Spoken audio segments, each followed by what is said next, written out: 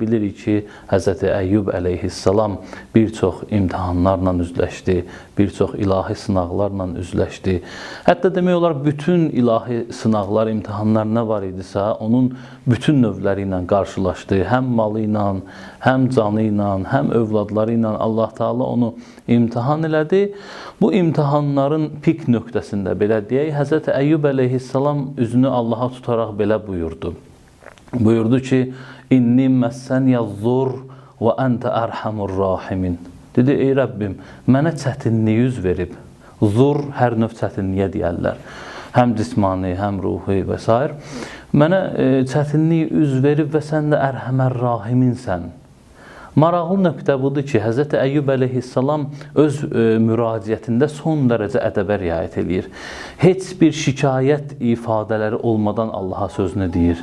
O, Allah Teala'ya bu cür də müraciət edə bilərdi. Deyə bilərdi ki, ey mənim Rəbbim, sən alimsən, mənim halımdan xəbərdarsan, sən qadirsən, sənin üçün bu müşkülü həll eləmək heç bir problem deyil. Və s. digər təbirlərlə Allah Teala'ya müraciət edə bilərdi. Halbuki bu təbirlərin içərisində azca da olsa şikayət var. Bəzən hekayətin özü də şikayət olur. Amma baxıb görürük ki, Hz. Əyyub əleyhissalam öz müraciətində son dərəcə ədəbə riayət edərək bu təbirlərin heç birindən istifadə eləmir. Buyurur ki, ey mənim Rəbbim, mənə çətinlik üz verib, sən də ərhəmər rahiminsən. Xülasə odur ki, biz həm Quran nöqteyi nəzərindən məsələyə baxanda, həm Peyğəmbərlərin sirəsindən məsələyə baxanda görürük ki, Allahın rəhmət sifəti demək olar tez-tez yad edilib və bu rəhmət sifəti ilə Allah Teala ilə münacat edilib. Biz Quran-ı Kərimə baxdıqda görürük ki, Allahın rəhməti hər bir şeyi əhatə edib. Amma əzabının barəsində olan hissədə Allah Müteal buyurur ki, onu istədiyimə dadızdıraram. Allah Müteal Quran-ı Kərimdə buyurur ki, Əzəbi usibu bihi mən əşə. Əzabımı istədiyimə dadızdıraram. Və rəhməti vəsiət kullə şey. Amma rəhmətimə gəldikdə isə o hər bir şey əhatə edib. Bir dənə bu nöqtəyə istəyirəm işarə eləyək ki, ayələrdə ki, qeyd olunur, istədiyimə əzabı dadızdıraram və yaxud da başqa ayələrdə biz görürük ki, Allah Müteal buyurur ki, istədiyimi hidayət eləyərəm, istədiyimi zəlalətə göndərərəm. Buradan məqsəd görəsən nədir?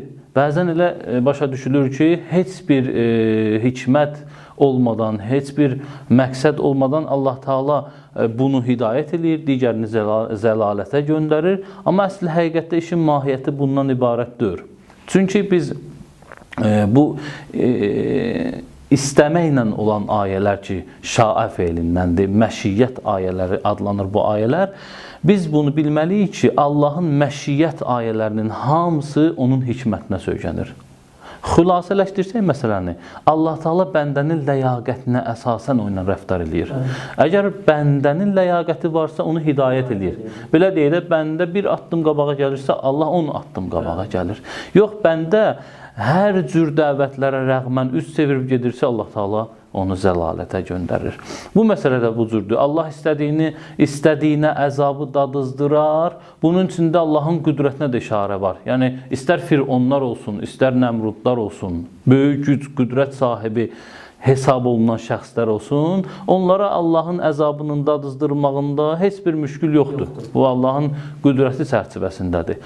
Məsələ budur ki, Allah istədiyinə əzabı dadızdırardan məqsəd budur ki, o şəxsin özü, tərəfin özü buna layiqdir. Allah ona əzabı dadızdırır. Yəni, demək istəyirəm ki, bu məşiyyət ayələri hikmət əsasındadır.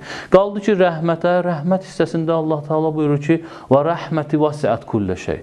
Rəhmətimə gəldikdə isə rəhmətim hər bir şeyi əhatə edib. Nə varsa ilahi rəhmətdəndir.